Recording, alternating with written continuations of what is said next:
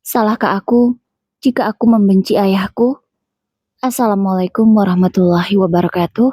Apa kabar Bunda? Semoga Allah selalu memberikan kebahagiaan. Mataku masih sangat mengantuk, tapi terdengar ibu membangunkanku. Anis, bangun Nis. Ibu mau berangkat. Kunci pintunya ya. Ucap ibu dengan lembut sambil mengelus kepalaku. Aku langsung menggeliatkan badanku. Aku berusaha membuka mataku yang sangat lengket ini.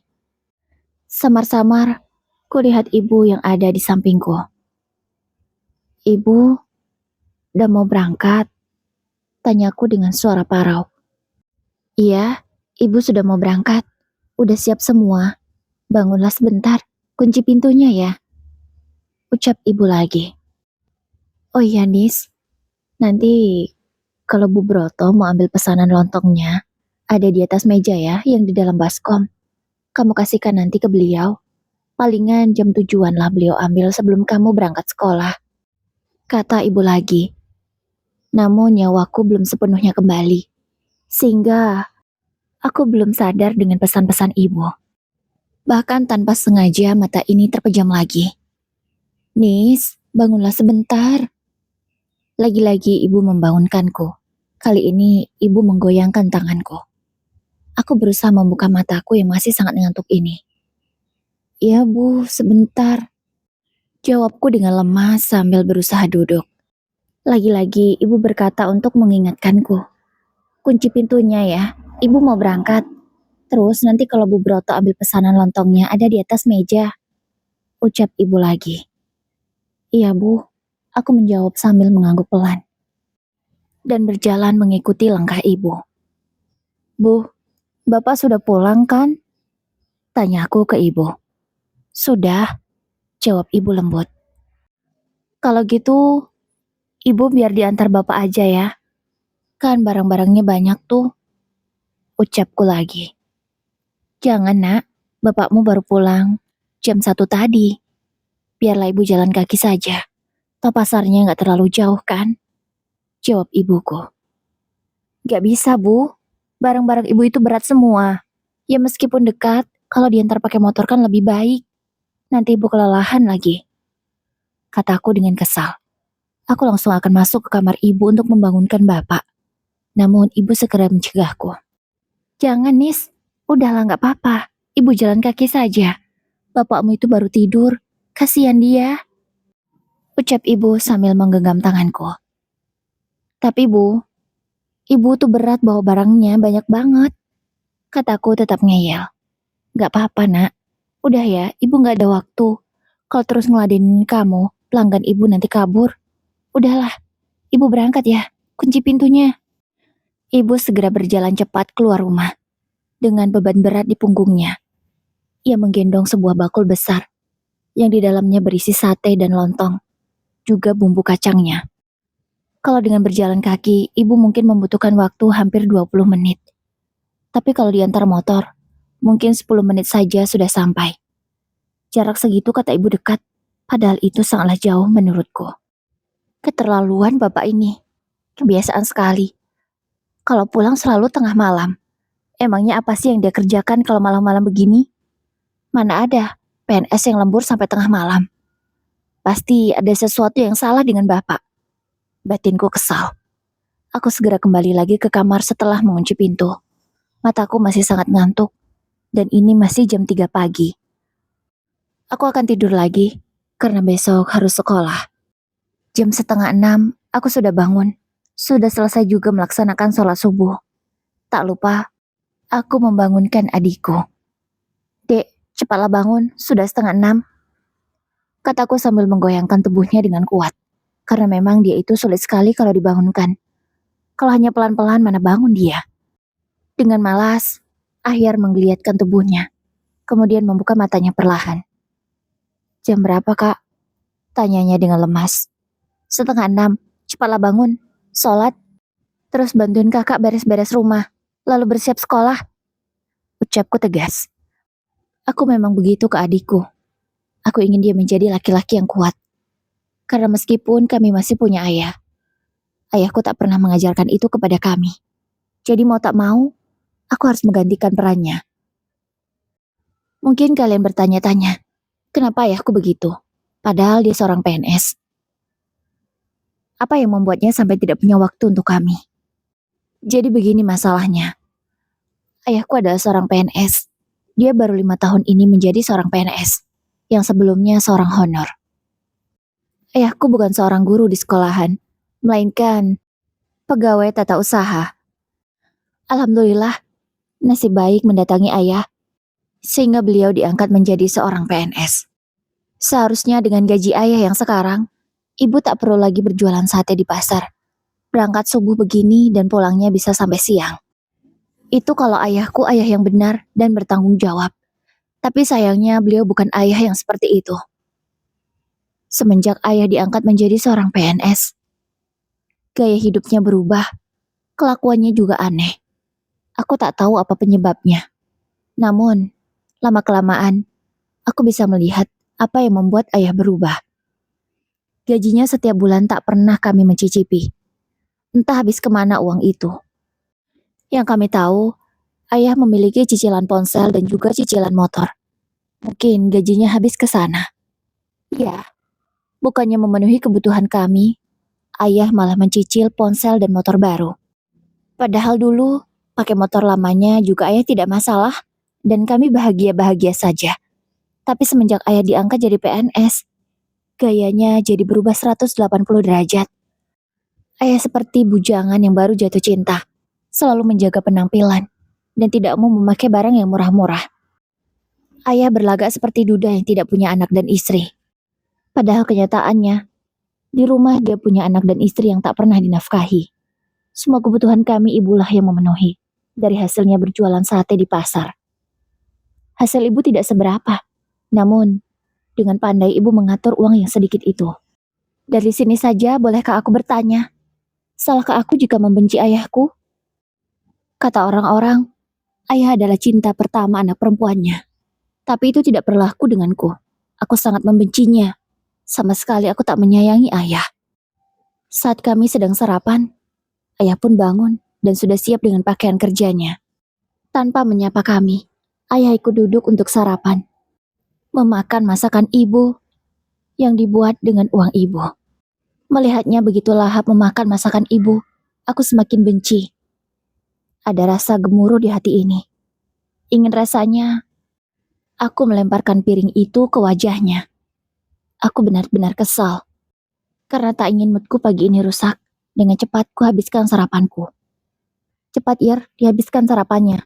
Ucapku ke Ahyar. Iya kak, jawab Ahyar. Kemudian dengan cepat ia makan. Selesai sarapan, aku dan Ahyar langsung berangkat. Untungnya tadi pesanan Bu Broto sudah diambil. Meski bapak punya motor baru, tapi aku dan Ahyar belum pernah menaikinya. Bapak tak pernah mengajak kami, dan aku pun tak sedikit pun tertarik ingin menaiki motor itu. Lebih baik, kami naik angkot saja. Dengan malas, aku berpamitan dengan bapak. Walau enggan sebenarnya, tapi ibu selalu mengajarkan agar selalu menghormati orang tua, apapun yang terjadi. Kak, kenapa sih kita nggak diboncengin bapak aja? Kan lebih hemat. Uangnya bisa untuk jajan, kata Ahyar dengan polos. Sudahlah, gak usah berharap. Jawabku dengan ketus. Kok gitu sih jawabnya? Kata Ahyar dengan pelan, tapi aku masih bisa mendengarnya. Udah, gak usah berharap diboncengin sama bapak. Kita masih sanggup kok naik angkot. Ibu masih sanggup biayai kita. Kataku lagi dengan tegas ke Ahyar, agar dia tahu bahwa tak perlu berharap dengan orang seperti bapak.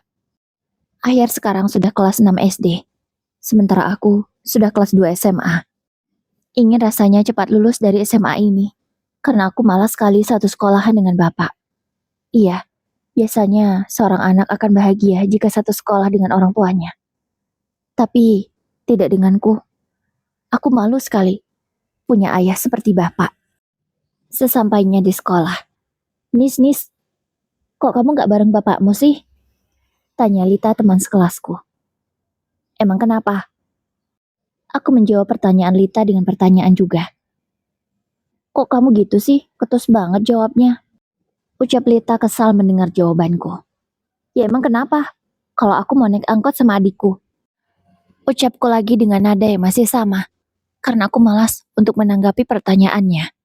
Lita langsung pergi meninggalkanku. Sepertinya dia menyerah. Sesampainya di kelas, teman laki-lakiku mengejekku lagi.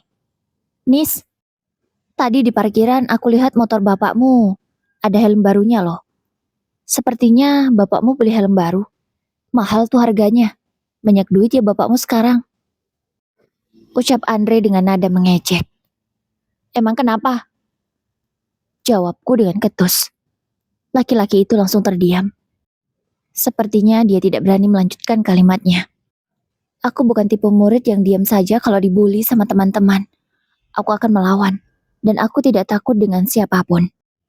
Kelas berlangsung dengan lancar. Kini saatnya pulang. Hari ini aku tak menjajankan uang jajanku yang diberi oleh ibu. Aku memilih menyimpannya. Karena aku harus beli buku bulan depan. Aku tak mau merepotkan ibu lagi. Jadi ku simpan saja uang jajanku. Supaya cukup sampai nanti tiba waktunya. Aku dan Ahyar pulang ke rumah naik angkot lagi. Kami menghabiskan uang 4.000 untuk berdua. Kak, masa tadi temanku di sekolah bilang gini? Kata Ahyar setelah sampai di rumah. Bilang apa? Tanyaku. Iya, masa ada yang ngomong? Katanya ada yang lihat bapak lagi jalan sama perempuan, tapi bukan ibu. Kata Ahyar menjelaskan apa yang dikatakan oleh temannya. Kamu serius? Tanyaku sambil menatap Ahyar. Serius kak, itu temanku yang bicara. Jawabnya dengan ekspresi yang serius juga. Seketika darah di tubuhku langsung mendidih. Tanganku mengepal keras. Urat-urat di tanganku menonjol semua. Ingin rasanya memukul meja makan ini. Tapi sayang, meja makan ini sudah reot. Aku yakin, kalau aku melampiaskan amarahku di sini, pasti mejanya akan ambruk. Dan kasihan ibu. Apa ayah kayak di TV-TV itu ya kak? Apa ya bahasanya? Selingkuh? Kata Ahyar lagi. Ternyata adikku itu sudah paham apa yang disebut dengan selingkuh. Sudahlah, tidak usah kamu pikirkan. Dan ingat ya, gak usah ngomong sama ibu. Biar itu jadi urusan kakak. Kataku dengan tegas ke Ahyar. Iya kak.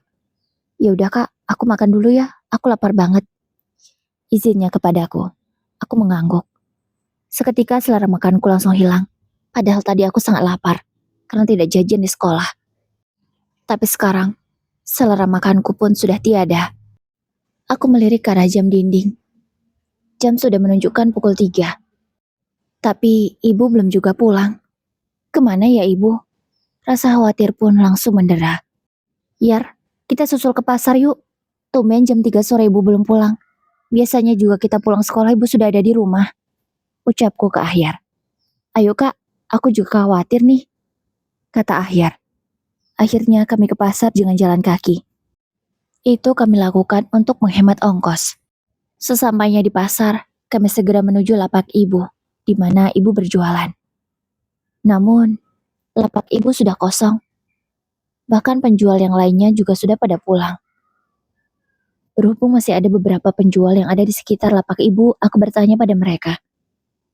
Permisi Bude, ibu sudah pulang dari tadi ya? Tanyaku. Sudah Nis, malahan udah dari tengah hari tadi. Emang ibu belum nyampe rumah? Tanya Bude itu. Aku menggeleng. Mungkin masih di jalan kali, ada urusan. Ucap Bude lagi. Aku pun mengangguk mengerti. Lalu aku dan Ahyar melanjutkan perjalanan untuk mencari ibu. Kami keluar pasar. Kami menyusuri jalanan kota untuk mencari keberadaan ibu. Namun sampai setengah jam berjalan, belum juga ketemu. Ibu di mana ya kak? Aku khawatir banget. Ucap Ahyar. Sama, kakak juga khawatir. Kita cari terus ya sampai ketemu. Ucapku. Iya kak, jawab Ahyar. Perjalanan kami terhenti ketika kami berada di tempat pembuangan sampah akhir.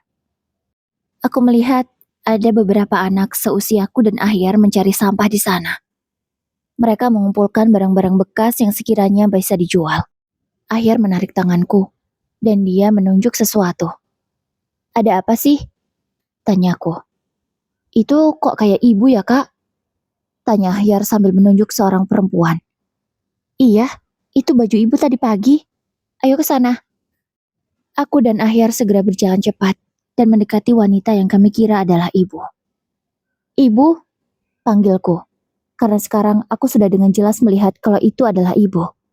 Eh, kalian ngapain di sini? Tanya ibu dengan raut wajah lelahnya. Seketika air mataku langsung jatuh. Aku tak sanggup melihat ibu harus memungut sampah begini. Ibu, ibu kenapa mulung di sini? Apa uang hasil jualan ibu nggak cukup? Tanyaku dengan sedih. Cukup kok, Nak. Ibu cuma mau ngisi waktu luang aja. Lumayan kan untuk tambah-tambah. Daripada ibu di rumah nggak ngapa-ngapain. Jawab ibu sambil tersenyum. Ia berusaha memperlihatkan wajah cerianya. Namun, keringat yang bercucuran di wajahnya tak bisa membohongi kami kalau ibu sebenarnya sudah sangat lelah. Ayo ibu pulang, kataku sambil menarik tangan ibu. Sebentar lagi ya, ini dikit lagi kok. Habis itu kita jual, terus dapat uang. Kata ibu lagi. Udah bu, gak usah. Ayo kita pulang. Aku berusaha menarik tangan ibu, dan ibu pun akhirnya menurut. Kami segera ke pengepul di mana tempat ibu menjual barang-barang bekas itu. Ibu mendapatkan upah 10.000. Iya, 10.000 untuk satu karung sampah yang ibu kumpulkan. Ibu, sudah berapa lama ibu begini? Tanyaku ke ibu. Baru kok, baru-baru ini. Ibu cuma bosan aja di rumah. Jadi lebih baik ibu cari uang kan, cari tambahan. Jawab ibu sambil tersenyum. Aku dan Ahyar saling menatap. Kemudian, kalau gitu, besok kami ikut ambil sampah ya bu, supaya uangnya jadi lebih banyak. Kata aku ke ibu. Gak usah. Kalian gak usah lakuin itu. Kalian itu tugasnya belajar, bukan cari uang. Cari uang itu tugas ibu. Jawab ibu lagi. Enggak, kalau ibu masih mau tetap mulung sampah, kami ikut. Kalau ibu mau berhenti, baru kami gak ikut. Kataku dengan tegas. Karena aku tak tega. Ibuku sudah lelah dari pagi. Bahkan, saat kebanyakan orang masih tertidur lelap, ibu sudah sibuk di dapur untuk menyiapkan dagangannya. Dan sampai sore begini, ibu belum beristirahat. Nak, dengarkan ibu. Ibu begini bukan karena apa-apa. Ibu cuma mau cari tambahan. Kalian jangan marah ya. Biarkanlah ibu yang bekerja. Sebagai orang tua, ibu wajib untuk membahagiakan kalian. Dan kalian sebagai anak, tugasnya belajar. Ya, supaya kelak kalau kalian sudah dewasa, hidup kalian tidak susah, bisa punya pekerjaan yang baik. Tolonglah mengerti ya nak. Ibu berkata dengan sangat lembut. Beliau berusaha menasihati kami. Tapi aku dan Ahyar tetap ngeyel. Kami tetap memaksa ibu untuk berhenti. Dan kalau tidak mau berhenti, maka kami yang akan ikut mulung sampah. Ya udah. Besok ibu nggak mulung sampah lagi. Ucap ibu pada akhirnya. Beliau tak akan memungut sampah lagi. Semoga ibu menempati ucapannya. Karena kami kan tak tahu. Setelah pulang dari pasar, ibu benar-benar langsung pulang atau melipir dulu ke tempat sampah itu. Waktu maghrib pun tiba.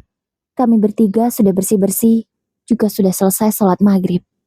Lalu, aku dan ibu ke dapur untuk masak makan malam. Kali ini, kami akan masak sayur bayam dan juga sambal terasi. Menu favorit kami bertiga. Iya, menurutku makan sayur bayam dengan sambal terasi itu sangatlah enak. Apalagi kalau ada kerupuk atau tempe goreng. Pasti tambah lezat. Namun hanya ini saja sudah sangat nikmat bagiku. Kalian jangan tanya, apakah bapakku sudah pulang atau belum? Jawabannya sudah pasti belum. Bapak tak pernah pulang sebelum maghrib, isya, atau jam 9 malam. Karena setiap hari, Bapak selalu pulang di atas jam 10. Aku tak tahu apa yang diperbuatnya di luar, sampai pulang selarut itu. Bu, kok Bapak belum pulang ya? Tanya Ahyar ke ibu yang sibuk memasak. Aku langsung menatap tajam ke arah Ahyar. Menurutku, Ahyar tak perlu bertanya soal bapak, karena dia pasti sudah tahu jawabannya. Kenapa nak? Kamu kangen sama bapak ya? Tanya ibu dengan lembut ke Ahyar. Iya bu, udah lama kami gak pernah ngobrol sama bapak. Jawab Ahyar sambil tertunduk lesu. Mendengar jawabannya, aku jadi sedih. Apakah adikku serindu itu dengan bapak? Sehingga dia sampai sesedih itu. Aku sebenarnya juga rindu. Tapi rasa benciku lebih besar daripada rasa rinduku ke bapak. Sabar ya nak, bapak mungkin lagi banyak kerjaan. Kamu tunggu saja ya. Jawab ibu lagi. Hanya itulah kalimat yang selalu ibu katakan kepada kami. Sabar dan juga sabar. Walau sebenarnya sabar kami entah kapan berakhirnya. Akhirnya masakan ibu sudah matang. Kami bertiga segera makan malam dengan lahap. Selesai makan malam, aku dan Ahyar membereskan piring kotor, lalu mencucinya. Sementara ibu mencicil menyiapkan dagangannya. Azan Isya pun berkumandang. Kami bertiga sholat berjamaah. Alhamdulillah meskipun masih kecil, Ahyar sudah fasih bacaannya dan bisa menjadi imam untuk kami. Selesai sholat, aku membantu Ahyar mengerjakan PR dan ibu melanjutkan pekerjaannya. Jam 9:30, aku dan Ahyar sama-sama mengantuk. Kami masuk ke kamar masing-masing. Ibu, kami tidur duluan ya. Pamitku ke ibu. Iya, tidurlah. Jangan lupa berdoa ya. Sudah sikat gigi belum? Tanya ibu. Sudah bu, tadi. Sekalian wudhu kami sudah sikat gigi. Jawabku dan Ahyar. Ya sudah, cepatlah tidur. Biar gak kesiangan besok bangunnya. Iya bu, ibu juga istirahat ya. Jangan sampai kecapean. Ibu dari subuh belum tidur dan istirahat loh. Kataku. Iya Nis, ini sebentar lagi ibu mau istirahat kok. Jawab ibu. Iya bu, gak usah nungguin bapak. Percuma, untuk apa juga ditunggu. Kataku. Iya Nis, ya sudah, cepatlah tidur sana. Jawab ibu. Aku pun terlelap. Namun samar-samar, telingaku mendengar suara-suara. Aku berusaha membuka mataku yang masih sangat ngantuk. Aku menajamkan pendengaranku. Kebetulan kamarku di samping kamar ayah dan ibu. Aku penasaran, apa yang sebenarnya sedang dibicarakan oleh mereka. Siapa perempuan itu, Pak? Apa dia yang membuat kamu pulang selarut ini setiap hari? Apa kamu gak kasihan sama anak-anak, Pak? Terdengar suara ibu bicara. Namun, sepertinya ibu sudah menangis. Perempuan itu wanita yang aku cintai. Jelas aku mencintai dia. Karena dia itu sangat jauh berbeda dengan kamu. Dia selalu menjaga penampilannya. Bisa memantaskan diri dimanapun berada. Tidak seperti kamu. Setiap hari selalu bau dapur. Tidak pernah wangi. Mukamu kusam. Rambutmu berantakan. Pakaianmu lusuh. Apa kamu bisa menyenangkanku kalau aku di rumah dengan pakaianmu yang seperti itu, dengan penampilanmu yang lusuh itu? Jawab bapak. Namun jawaban itu pasti sangat menyakiti hati ibu. Aku yang ikut mendengarnya merasa sangat sakit hati. Ingin rasanya aku keluar dan menghampiri bapak. Ingin aku memukulnya sekuat tenagaku. Aku benci sekali dengan ucapannya. Bisa-bisanya dia menghina ibu. Padahal ibu begini juga gara-gara dia. Karena dia tidak menjadi suami yang bertanggung jawab. Kuremas selimutku. Akan ku cari tahu siapa perempuan itu yang sudah menyakiti hati ibu. Perdebatan antara ibu dan bapak masih terus berlanjut. Hatiku semakin sakit. Karena sama sekali, bapak tidak meminta maaf, malahan terus menyalahkan ibu dan menghina ibu. Sebenarnya secantik apa perempuan yang menjadi idaman bapak itu? Kenapa dia bisa sanggup melupakan anak dan juga istrinya? Lihat saja, akan kubuat kamu menyesal. Ucapku dalam hati, yang kutujukan untuk perempuan yang sudah merusak rumah tangga bapak dan ibu. Hingga beberapa saat kemudian, pertengkaran itu berakhir. Aku kembali lagi ke kasurku untuk tidur. Aku tak boleh sampai kesiangan besok. Walau aku sulit terpejam lagi, namun aku berusaha untuk tidur. Karena kalau tidak tidur, aku pasti ngantuk di sekolah. karena jam dinding masih menunjukkan pukul 1 malam. Rasanya baru saja aku tidur, namun sudah terdengar suara ibu membangunkanku. Seperti biasanya, ibu akan berpamitan ke pasar dan ia menyuruhku mengunci pintu. Hari ini tidak ada pesanan lontong dari siapapun, sehingga ibu hanya membuat untuk jualannya saja. Ibu berangkat dulu ya, kamu kunci pintunya, pamit ibu. Aku tak melihat raut kesedihan di wajah ibu. Entah hati ibu terbuat dari apa. Kenapa ibu bisa menyembunyikan kesedihan di wajahnya dengan sangat apik. Bahkan tak terlihat kalau ibu sedang ada masalah. Sebelum ibu pergi jauh, aku segera memanggilnya. Ibu, tunggu, kataku. Aku segera berlari mendekati ibu, lalu memeluknya erat. Kamu kenapa, Nis? Kok nangis? Tanya ibu. Ibu, ibu gak apa-apa, tanyaku. Ibu gak apa-apa, ibu baik-baik saja kok. Emang ada apa? Tanyanya lagi. Aku bingung harus menjawab apa. Aku tak mungkin bilang ke ibu kalau tadi malam aku mendengar pertengkaran mereka. Akhirnya aku hanya menggeleng, lalu mencium tangan ibu, dan membiarkannya pergi dengan berjalan kaki. Aku melihat ke arah motor bapak yang terparkir di ruang tamu. Andai aku sudah bisa naik motor, pasti akan kuantarkan ibu dengan motor itu. Tapi sayang, aku tak pernah diajari, sehingga sudah sebesar ini aku belum bisa mengendari motor sendiri. Dan jam segini, belum ada kendaraan yang lewat, sehingga mau tak mau ibu tetap harus jalan kaki.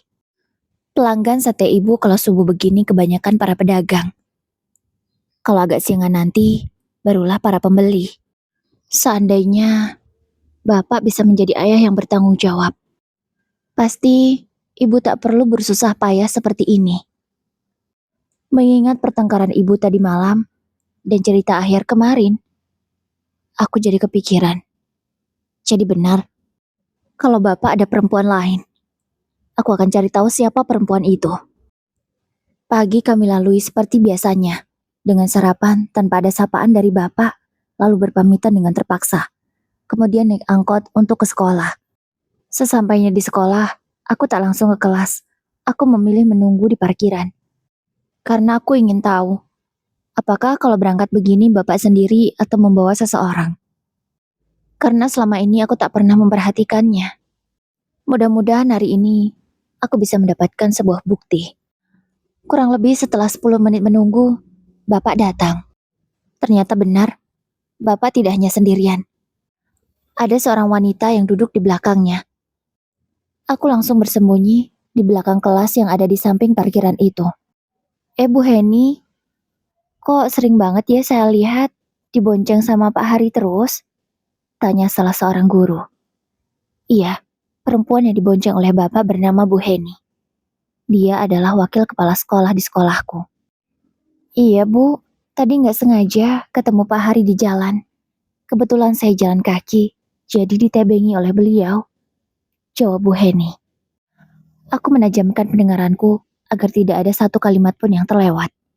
Oh gitu ya Pak Hari? Tanya salah satu guru lagi. Iya Bu, benar. Kami nggak sengaja bertemu. Jadi sekalian saja deh, kan satu arah juga. Jawab bapak. Melihat gelagat mereka berdua, aku tak percaya begitu saja. Mana mungkin kebetulan hampir setiap hari. Kalau setiap hari itu berarti disengaja. Sudah jelas, itu dari pertanyaan guru itu. Pasti mereka sering sekali boncengan berdua. Jadi itu wanita selingkuhan bapak. Lihat saja, akan kupermalukan kamu. Ucapku geram. Setelah memastikan siapa orangnya, aku segera masuk ke dalam kelas, karena sebentar lagi sudah jam masuk. Kelas hari ini kujalani dengan lancar. Meskipun agak kurang konsentrasi, tapi aku berusaha menyelesaikan tugas dengan baik. Waktu pulang pun tiba, aku segera ke parkiran. Aku ingin melihat apakah motor bapak masih ada di sana atau tidak. Ternyata motor bapak sudah tidak ada. Aku segera ke ruangan guru dan menanyakan keberadaan Bu Heni juga bapak. Kata salah satu guru, bapak dan wanita murahan itu ada urusan keluar. Dan urusan itu diperintahkan oleh kepala sekolah. Karena aku ingin tahu mereka pergi kemana, Aku memberanikan diri untuk bertanya ke kepala sekolah dengan alasan ada hal penting yang ingin aku sampaikan ke Bapak. Akhirnya, Bapak kepala sekolah memberitahu aku kemana Bapak dan wanita murahan itu pergi. Dengan cepat, aku segera menyusul mereka ke sana. Tapi sesampainya di pusat percetakan, aku tak menemukan keberadaan mereka berdua. Motor Bapak pun juga tidak ada di parkiran. Itu artinya mereka sudah pergi dari sini. Mata elangku menyisir setiap tempat yang ada. Aku memperhatikan setiap parkiran, mencari keberadaan motor Bapak. Akhirnya, setelah sekian jauh berjalan, aku melihat motor Bapak berada di parkiran sebuah kafe. Jadi kalian di sini? Awas kalian. Aku berucap dengan sangat geram, kemudian masuk ke dalam kafe itu dan mencari di mana mereka duduk. Ternyata keduanya sedang asik makan. Bukan hanya makan biasa, mereka juga suap-suapan. Aku semakin geram melihatnya. Dengan cepat, aku berjalan mendekatinya, lalu mengambil segelas minuman yang ada di atas meja. Aku tidak tahu itu minuman apa, dan dengan cepat, kusiramkan ke wajah wanita itu. Mereka berdua tersentak kaget. Keduanya melongo melihatku. Kamu apa-apaan sih, Nis? Malu-maluin aja. Kasihan kan Bu Heni jadi basah, kata Bapak memarahiku. Jadi, secinta itu ya, Bapak sama perempuan murahan ini? Sehingga Bapak tega memarahiku. Padahal aku hanya ingin membela ibuku, kataku dengan tegas. Suaraku juga meninggi, jadi semua orang yang ada di kafe itu bisa mendengarnya. Suasana jadi riuh. Orang-orang jadi memperhatikan kami. Bahkan beberapa orang pun ikut berkerumun. Bapak dan wanita itu terlihat malu. Bahkan mereka sampai menunduk. Aku puas melihatnya, karena memang ini tujuanku, untuk membuat mereka malu di depan umum. Kamu itu guru, tapi kenapa tidak bisa menjaga etik kamu? Dan kamu juga seorang bapak, seorang suami. Kenapa tidak bisa menjaga diri? Aku benci sama kamu, Pak. Dengan suara bergetar, aku mengatakan kalimat itu. Kemudian segera pergi dari sana. Rasanya aku tak sanggup menahan air mata ini. Hatiku begitu sakit. Benar-benar kecewa. Aku tak bisa membayangkan. Pasti ibu jauh lebih sakit daripada aku sekarang. Namun, ibu bisa setegar itu. Tapi tidak denganku. Aku tak bisa menahan emosi. Jika mereka tak berhenti juga berhubungan, aku tak akan berhenti membuat mereka malu. Aku segera memberhentikan sebuah angkot untuk aku naiki sampai ke rumah. Sesampainya di rumah, ternyata Ahyar dan ibu sudah pulang. Loh Nis, tumben kamu telat pulangnya. Kamu kemana dulu tadi? Tanya ibu menyambutku. Namun raut wajahku yang masih kesal, tak bisa aku tutupi. Aku masih sangat emosi. Kamu kenapa Nis? Tanya ibu dengan panik. Aku sudah beri pelajaran ke wanita itu, Bu. Jawabku dengan suara kesal. Maksudmu apa, Nis? Ibu gak ngerti. Tanya ibu. Bu, ibu tidak usah menutupi lagi semuanya. Aku sudah tahu. Aku sudah kasih pelajaran ke wanita itu. Paling sebentar lagi bapak pulang. Dan aku yakin bapak pasti marahin aku. Kataku lagi kemudian masuk ke dalam kamar. Aku tak menghiraukan pertanyaan ibu. Aku rasanya masih kesal dan marah. Aku kunci pintu kamar dari dalam. Di luar, ibu terus saja memanggil dan berusaha meminta penjelasan. Tapi aku masih terlalu emosi. Aku segera merebahkan tubuhku dan menutupi telingaku dengan bantal. Tak lama kemudian, terdengar suara bapak berteriak. Anis, keluar kamu! Teriak bapak. Tanpa rasa takut, aku segera membuka pintu. Bapak sudah berdiri dengan marah di depan pintu kamarku. Aku tak takut sama sekali. Aku menatapnya dengan tajam, membalas tatapan matanya itu. Hingga sedetik kemudian, bapak menamparku dengan sangat keras. Namun tenagaku yang kuat tak membuatku goyah sedikit pun. Aku masih berdiri tegap, tidak tergeser sama sekali. Tampar lagi, Pak. Tampar lagi. Tampar yang kuat. Ucapku dengan marah. Jangan, Pak.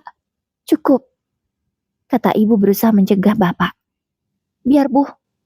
Biar bapak puas menyakitiku. Asalkan jangan menyakiti ibu lagi. Kataku dengan tegas. Ajari anakmu ini sopan santun. Dia sudah mempermalukanku. kata bapak ke ibu. Aku tidak mempermalukanmu. Kamu yang mempermalukan dirimu sendiri. Bermesraan dengan wanita lain. Padahal kamu sudah punya istri. Kamu tidak bertanggung jawab kepada kami. Malah menyenangkan wanita lain. Dasar laki-laki pecundang. Aku berkata dengan berteriak. Aku keluarkan semua suaraku. Hingga suaraku ini sampai serak. Aku tak peduli. Kalau yang aku teriaki itu adalah ayahku. Aku sudah tidak peduli lagi. Nis, sudah nak. Sudah, tahan emosimu. Kata ibu berusaha mencegahku agar tak marah lagi. Aku benci sama dia, Bu. Aku benci. Kataku dengan masih berteriak. Nak, ingat. Dia itu bapakmu. Kamu gak boleh begini. Ibu masih berusaha menenangkanku. Dan ibu masih mengingatkanku bahwa dia adalah ayahku. Aku tak boleh kurang ajar padanya. Tapi Bu, bapak itu jahat. Dia sudah tega dengan kita. Dia memilih perempuan lain, menyenangkannya, dan membiarkan kita menderita. Membiarkan ibu mencari uang sendiri. Tidak membantu. Bahkan malah hanya menyusahkan dan membuat malu. Kataku. Sabar, Nis. Sabar, Nis. Sabar. Kata ibu mengurut dadaku. Ibu berharap dengan itu mungkin aku bisa lebih tenang dan sabar. Tapi emosiku masih tetap membara. Dengan langkah yang penuh emosi, aku masuk ke dalam kamar bapak. Keluar kamu, Pak, dari sini. Aku gak sudi kalau kamu sampai tinggal di sini. Kataku dengan marah. Apa maksudmu mengusirku? Emang kamu pikir ini rumah siapa? Teriak bapak. Aku tidak peduli ini rumah siapa. Yang jelas, aku tidak suka kamu di sini. Pergi. Teriakku. Namun laki-laki itu malah dengan bengis menatap ibu. Jadi ini hasil didikanmu ya? Bagus sekali kamu mendidiknya. Kurang ajar dengan ayahnya. Kata bapak marah dengan ibu. Bukannya merasa bersalah dan meminta maaf. Bapak malah memarahi ibu dan menyalahkannya.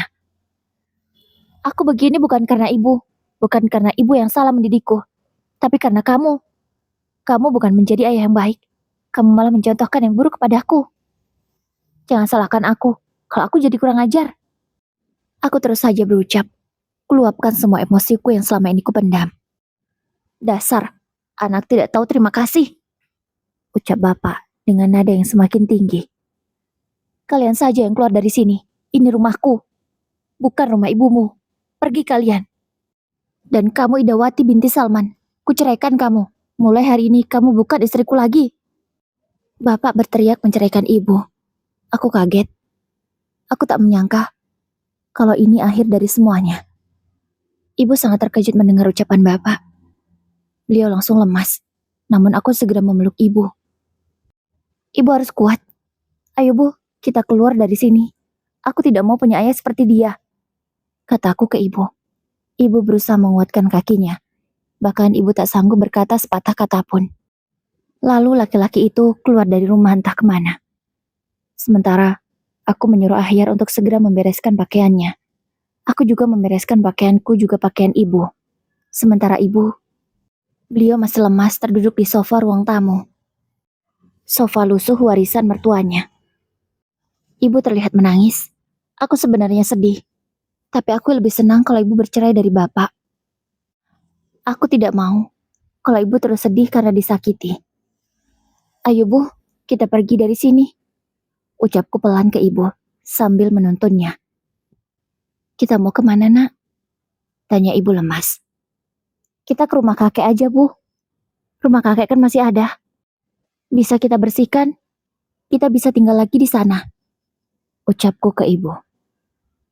Ibu akhirnya mengangguk, bertanda setuju dengan permintaanku. Aku segera memberhentikan sebuah angkot, lalu menuju ke rumah kakek. Rumah ini sudah lama tak kami tempati. Namun sebulan atau 2 bulan sekali kami biasa membersihkannya. Untung saja rumah ini belum dijual oleh bapak, sehingga ibu masih punya tempat untuk bernaung. Aku dan Ahyar segera membersihkan rumah itu sampai bersih. Sementara ibu, aku suruh saja beristirahat. Aku tahu, hati ibu saat ini sedang sangat hancur. Walau aku marah dan kecewa dengan keadaan ini, tapi lebih baik ibu dan ayah tak bersama lagi. Ibu, istirahat yuk di kamar. Kamarnya udah beres. Ucapku. Beruntungnya meskipun ini rumah kosong, kasur yang ada masih bagus dan bisa dipakai. Hanya tinggal diganti spraynya saja. Karena aku tidak membawa spray tadi, jadi kupakai kain jarik untuk mengalasinya. Rumah kakek ini memang tidak besar. Hanya ada 2 kamar, 1 dapur dan 1 ruang tamu. Tapi alhamdulillah, rumahnya masih dalam keadaan baik. Sejak hari itu, aku, ibu, dan Ahyar tinggal di rumah kakek. Kami berjuang bertiga. Aku juga minta pindah sekolah. Aku tak mau lagi satu sekolahan dengan bapak. Ibu masih tetap dengan aktivitas yang sama, berjualan sate di pasar. Sementara aku dan Ahyar, kami membantu mencari uang dengan menjadi pengupas bawang. Tak jauh dari rumah ini, ada usaha bawang goreng. Kami ikut bekerja di sana. Alhamdulillah, kami diperbolehkan. Upahnya dihitung per kilo, dari bawang yang berhasil kami kupas. Walau tidak banyak, tapi setidaknya, aku dan Ahyar bisa punya uang jajan sendiri, jadi tidak menyusahkan ibu. Kami bekerja palingan hanya 2 jam saja, setelah pulang sekolah. Sorenya sudah pulang untuk beristirahat, dan juga membereskan rumah. Sementara ibu, sepertinya ibu lanjut mulung sampah. Sebenarnya aku tak mengizinkan, tapi ibu tetap memaksa, sehingga aku tak bisa berbuat banyak. Waktu pun terus berlalu. Kini aku saatnya lulusan sekolah. Kalau Ahyar, dia sudah kelas 1 SMP. Dan sekarang naik ke kelas 2. Aku lulus dengan nilai yang sangat baik di sekolahku. Sehingga aku mendapatkan beasiswa. Ya, walaupun tidak full. Tapi aku bersyukur karena biaya kuliah sudah ditanggung oleh pemerintah. Aku hanya tinggal memikirkan untuk biaya tempat tinggal dan juga makanku sehari-hari. Nis, kamu yakin mau ngambil beasiswa itu? Tanya ibu. Yakin, Bu? Emang kenapa? Tanya aku. Ibu, gak tahu nak, bisa bantu biaya untuk kamu tempat tinggal atau tidak. Kamu tahu sendirilah penghasilan ibu berapa. Ucap ibu dengan sedih. Ibu gak usah pikirin itu ya. Ibu tenang saja. Aku bisa kerja kan, Bu? Aku kan masih sehat, masih muda. Aku bisa cari uang untuk aku makan dan tempat tinggal. Ibu gak usah khawatir ya. Yang perlu ibu lakukan adalah mendoakanku. Semoga aku baik-baik di sana dan bisa cepat lulus. Supaya bisa cepat kerja, Bu. Bahagiain ibu dan Ahyar. Ucapku dengan semangat. Iya, nak. Kalau doa, ibu selalu mendoakan kamu. Semoga kamu bisa mencapai cita-citamu ya. Ucap ibu dengan lembut mendoakanku. Amin. Doain aku terus ya, Bu. Balasku. Kampusku memang cukup jauh dari tempatku tinggal. Sehingga tak mungkin jika tiap hari aku bolak-balik. Itu bisa memakan waktu yang cukup lama. Jadilah aku menyewa sebuah kos. Berbekal uang dari ibu, aku membayarnya untuk 1 bulan. Tak menyanyiakan waktu. Setelah pulang kuliah, aku segera mencari pekerjaan. Apa saja yang penting halal dan bisa kukerjakan sepulang kuliah. Alhamdulillah, setelah 2 hari mencari, akhirnya aku dapat. Untungnya pekerjaan itu tidak jauh dari kampus, sehingga bisa kutempuh hanya dengan jalan kaki. Aku bekerja di sebuah toko percetakan. Gajinya 1 juta per bulan. Aku bekerja dari siang sampai malam. Alhamdulillah, di sana aku juga dapat makan 1 kali. Jadi aku bisa lebih hemat. Uangnya bisa aku gunakan untuk membayar kosan. Kalau pagi, aku bisa sarapan dengan apa saja. Yang penting perutku terisi. Pokoknya aku harus bisa hemat, supaya uangku cukup untuk kebutuhan sebulan. Ibu juga rutin mengirimkanku uang. Kadang 200, kadang 300. Tidak tentu, tapi pasti selalu ada. Di tengah zaman yang serba canggih, aku yang miskin ini belum memiliki ponsel. Aku berniat menyisihkan uangku agar bisa membeli sebuah ponsel. Selama ini aku berkomunikasi dengan ibu melalui telepon temanku yang berasal dari daerah yang sama denganku. Melalui rekeningnya juga, ibu mengirimkan uang untukku. Aku sangat bersyukur karena selalu dikelilingi oleh orang-orang yang baik. Hingga aku kuliah semester 3, aku belum mendapat kabar kalau ibu sudah menerima surat cerainya. Sepertinya bapak tidak mengurus surat cerai mereka. Karena pasti tak mudah bagi seorang PNS untuk mengurus perceraian.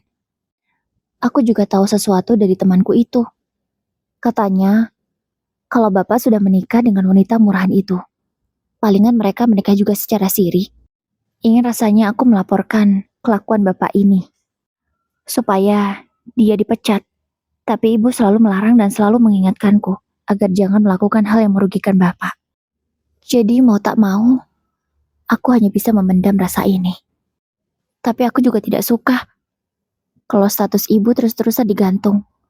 Aku masih berharap kalau ibu bisa menemukan kebahagiaannya dengan orang lain. Aku janji, jika aku sudah lulus nanti, akan kubantu ibu mengurus sampai ia benar-benar bercerai dari laki-laki itu. Aku memang mengambil kuliah jurusan hukum, karena tujuanku agar bisa membantu orang-orang yang lemah dan tidak berdaya. Salah satunya seperti ibuku. Semoga setelah lulus nanti, aku benar-benar bisa menjadi orang yang berguna. Tahun demi tahun aku lalui. Alhamdulillah, setelah berjuang dengan susah payah, aku bisa menyelesaikan S1-ku tepat waktu. Dengan bangga, aku mengundang ibu untuk menghadiri wisudaku. Ibu pun sangat senang. Begitu juga dengan Ahyar. Dia yang sekarang sudah SMA, sudah sangat pandai menjaga ibu dan membantu ibu berjualan. Bahkan adikku itu bisa berhasil membeli sebuah sepeda motor second dari hasil kerja kerasnya. Yaitu setelah pulang sekolah, dia bekerja di sebuah bengkel. Dan bosnya sangat baik, mengkreditkannya sebuah motor. Dari situlah adikku punya motor, sehingga bisa mengantarkan ibu setiap hari ke pasar. Walau sebenarnya kami masih terlihat susah, tapi kebahagiaan selalu saja datang.